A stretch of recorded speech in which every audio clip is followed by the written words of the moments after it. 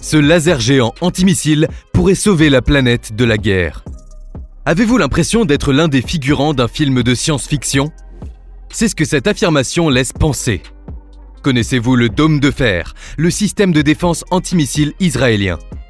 Sur Atech, nous avons décidé de vous en dire un peu plus à ce propos. Durant de nombreuses années, le dôme de fer a fait ses preuves.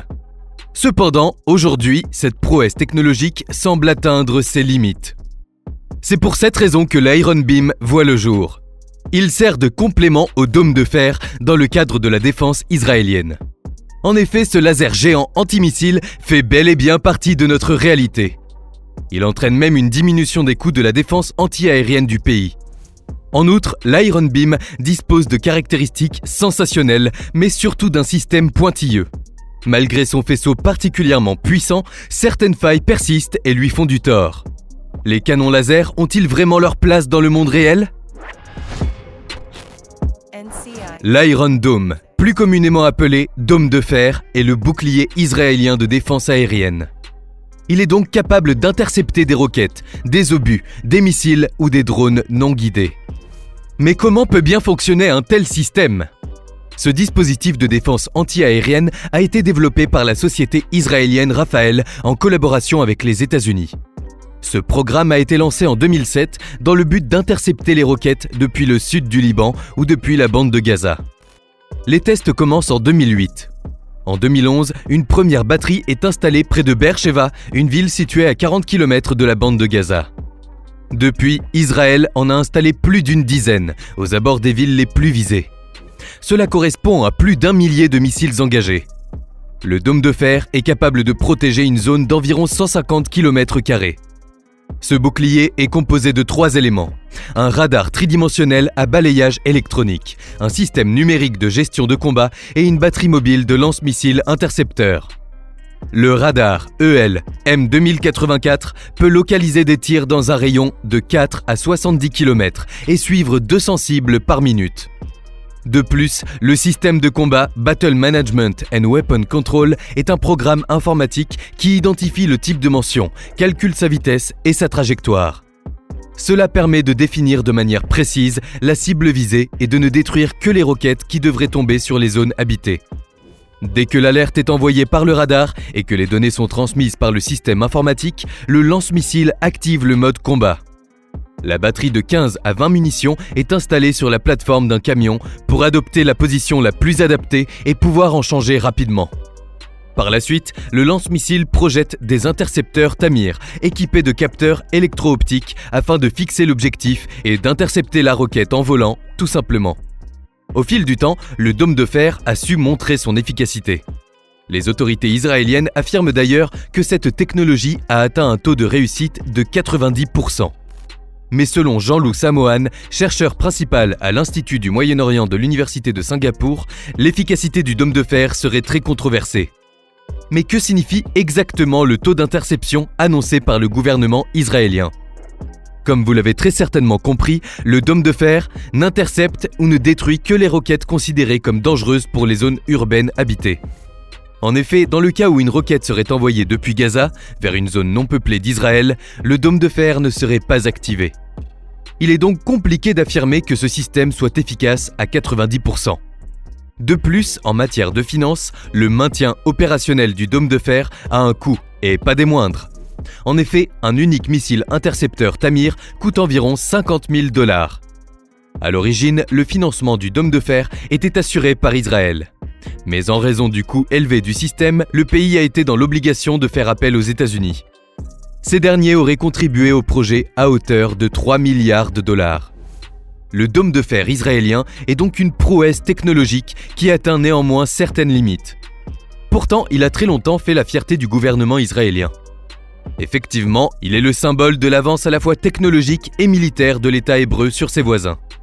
Ainsi, il fait son apparition à chaque attaque menée contre Israël. Concrètement, lors d'un tir de roquette, le système analyse la courbe, la taille et la vitesse de l'objet. Si la trajectoire de la roquette menace une zone habitée, une batterie du dôme de fer propulse un missile sol-air dans sa direction. Ce dernier explose une fois arrivé à proximité de la cible. La roquette est donc neutralisée. Dans le cas où la roquette ne serait pas considérée comme menaçante, elle n'est pas interceptée. Le dôme de fer est donc considéré comme infaillible. Pourtant, lors de l'attaque du mois d'octobre 2023 perpétrée par le Hamas, il semblerait que le système ait montré certaines failles. Cette attaque visait une rave party dans le désert de Negev. Face aux milliers de roquettes envoyées sur le territoire israélien, le groupe terroriste aurait saturé le bouclier, l'empêchant d'assurer une protection totale. De ce fait, plusieurs centaines de munitions non guidées sont passées dans les mailles du filet. Certes, sans le dôme de fer, la pluie de missiles aurait sans doute fait beaucoup plus de victimes.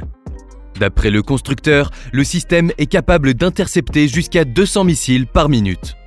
Or, le groupe terroriste a revendiqué avoir tiré plus de 5000 roquettes en direction d'Israël en l'espace d'une vingtaine de minutes. Cela équivaut à 250 missiles par minute. Le dôme de fer s'est donc vite trouvé débordé. En outre, il est incapable de détecter les missiles tirés à basse altitude et donc de les neutraliser. C'est très certainement pour ces raisons qu'Israël a décidé d'investir dans l'Iron Beam. L'Iron Beam complète parfaitement le dôme de fer dans la protection du pays contre les attaques venues du ciel. Ce laser anti-aérien serait en cours d'intégration dans l'armée israélienne afin de renforcer sa capacité de défense contre les roquettes du Hamas et de certains autres adversaires. Quoi qu'il en soit, entre rumeurs et réalité, l'Iron Beam fait beaucoup parler, notamment sur les réseaux sociaux. Et les rumeurs vont bon train. Face à la montée en puissance du laser anti-aérien, les faux comptes se multiplient sur X. Un compte nommé Israël Mossad, suivi par plus d'une centaine de milliers de personnes, a notamment usurpé l'identité du service de renseignement israélien.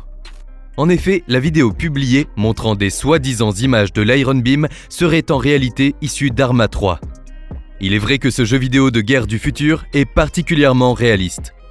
Les photos du canon seraient aussi celles des essais menés en 2022 par l'armée israélienne avec Rafael. Depuis le mois d'octobre dernier, la société tchèque Bohemia prévient que son jeu sert à alimenter des sites de désinformation. Ces vidéos sont donc utilisées à tort comme des images de conflits réels. Elles peuvent très rapidement devenir virales et sont massivement partagées sur les réseaux sociaux. Des médias grand public ou des institutions gouvernementales peuvent aussi tomber dans le piège. Malgré le fait que les vidéos publiées sur les réseaux sociaux proviennent bien souvent du monde virtuel, l'Iron Beam est bel et bien réel. Rafael est l'un des principaux industriels israéliens de l'armement et c'est en mars 2022 que le processus de l'Iron Beam est achevé. Cependant, les Israéliens ne sont pas les seuls à travailler sur les armes laser. Clias, une filiale d'Ariane, a créé Elma-P, une arme laser capable de détruire des drones à 1 km de distance. Les essais menés par la Direction générale de l'armement, plus communément appelée DGA, ont rapidement constaté l'efficacité de ce dispositif. À terme, Elma devrait pouvoir neutraliser les roquettes, les tirs d'artillerie et les obus de mortier. Décliné en version portative ou fixe, cet équipement est déjà très utile à certaines unités de l'armée française. Elles sont surtout chargées de la sécurité des grands rassemblements en France. Il est notamment question des prochains Jeux Olympiques qui auront lieu à l'été 2024 à Paris. Bien entendu, il n'est pas question de remplacer le système de défense actuel. Le but est de faire de la défense d'Israël la plus performante du monde. En effet, le dôme de fer couplé à cette nouvelle technologie pourrait se rapprocher de la perfection. En outre, l'utilisation de ce laser géant antimissile serait beaucoup plus rentable. Il devrait permettre de réduire considérablement le nombre de missiles tirés et donc leur coût. Ainsi, un tir laser ne devrait coûter que 3,5 $ à l'armée israélienne. D'autant plus que l'Iron Beam est un véritable bijou de l'innovation. Comme vous l'avez très certainement compris, l'Iron Beam est un système laser innovant, invisible à l'œil nu et aux caractéristiques sensationnelles.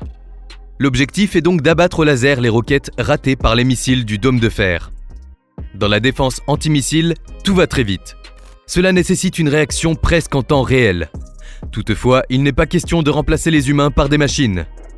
Aujourd'hui encore, les systèmes de défense sol-air ont toujours une étape de décision humaine de tir. L'intelligence artificielle n'a pas encore vraiment sa place en matière de défense. L'Iron Beam est un système très pointilleux, mais seulement s'il est associé au dôme de fer et à l'intelligence humaine. Avant toute chose, le faisceau de l'Iron Beam est particulièrement puissant. Il s'agit d'un faisceau laser de 100 kW. Cette technologie est en développement depuis plusieurs années, puisqu'elle avait déjà été présentée au grand public en 2014.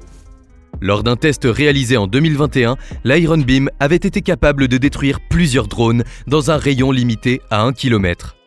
En 2024, il est question d'une portée de plus de 20 km.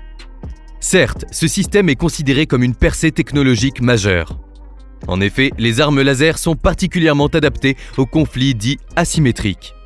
Ces derniers impliquent un grand nombre de drones et de projectiles car ils peuvent tirer un nombre illimité de munitions. Des projets similaires sont recherchés depuis très longtemps et dans de multiples pays. Mais c'est l'Iron Beam qui remporte la première place dans le domaine. Toutefois, il présente encore certaines failles et l'efficacité du système connaît des limites. Il est surtout question de la portée du laser dans certaines conditions météorologiques. La performance du laser pourrait être réduite en présence de nuages, de brouillard ou de fortes pluies. De plus, l'Iron Beam pourrait avoir besoin d'un laser plus puissant pour intercepter des missiles plus sophistiqués et plus rapides. Le dôme de fer ne semble plus assez efficace pour assurer la défense antimissile israélienne. Effectivement, cette prouesse technologique connaît certaines limites. C'est pour cette raison que l'Iron Beam voit le jour. Un laser géant antimissile est le complément parfait pour assurer une défense extrêmement puissante. En outre, ce système pointilleux diminue sensiblement les coûts de défense anti-aérienne pour le pays. L'Iron Beam peut-il vraiment sauver la planète de la guerre ? C'est ce que nous espérons.